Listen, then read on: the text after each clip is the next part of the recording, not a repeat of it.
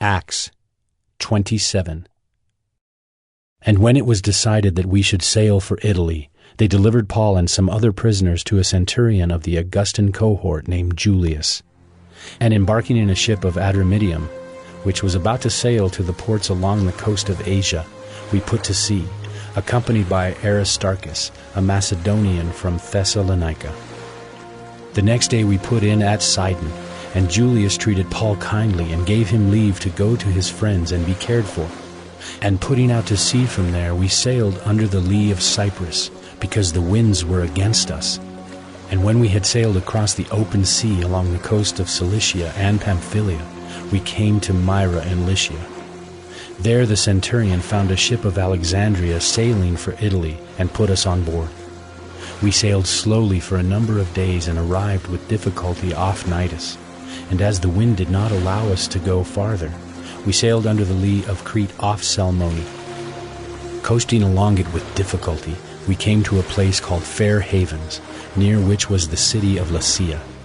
Since much time had passed, and the voyage was now dangerous because even the fast was already over, Paul advised them, saying, Sirs, I perceive that the voyage will be with injury and much loss, not only of the cargo in the ship, but also of our lives. But the centurion paid more attention to the pilot and to the owner of the ship than to what Paul said. And because the harbor was not suitable to spend the winter in, the majority decided to put out to sea from there, on the chance that somehow they could reach Phoenix, a harbor of Crete, facing both southwest and northwest, and spend the winter there. Now when the south wind blew gently, supposing that they had obtained their purpose, they weighed anchor and sailed along Crete, close to the shore. But soon a tempestuous wind, called the northeaster, struck down from the land. And when the ship was caught and could not face the wind, we gave way to it and were driven along. Running under the lee of a small island called Cauda, we managed with difficulty to secure the ship's boat. After hoisting it up, they used supports to undergird the ship. Then, fearing that they would run aground on the Syrtis, they lowered the gear, and thus they were driven along. Since we were violently storm-tossed, they began the next day to jettison the cargo, and on the third day they threw the ship's tackle overboard with their own hands.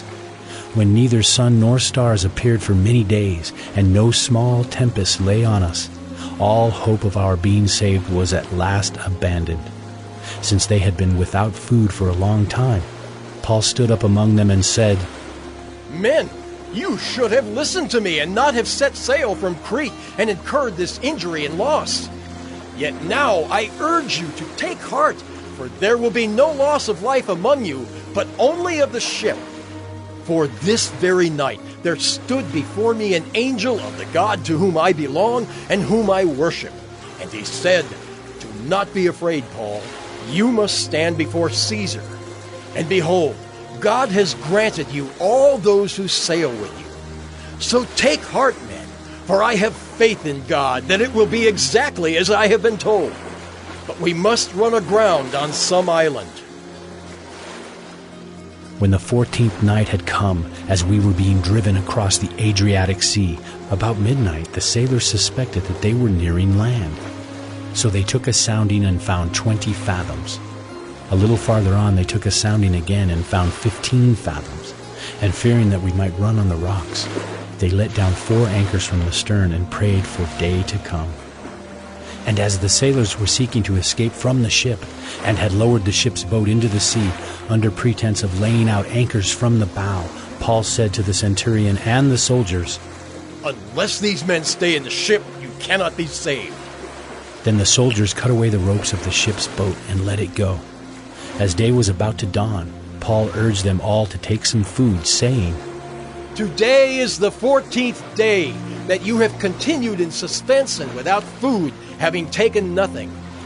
Therefore I urge you to take some food, for it will give you strength, for not a hair is to perish from the head of any of you.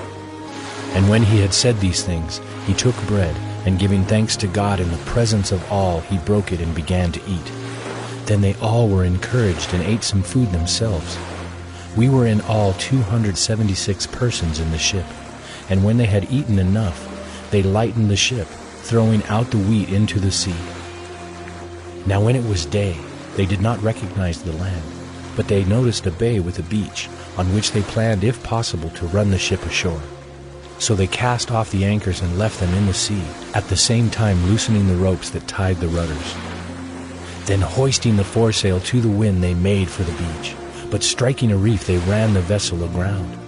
The bow stuck and remained immovable, and the stern was being broken up by the surf. The soldiers' plan was to kill the prisoners, lest any should swim away and escape.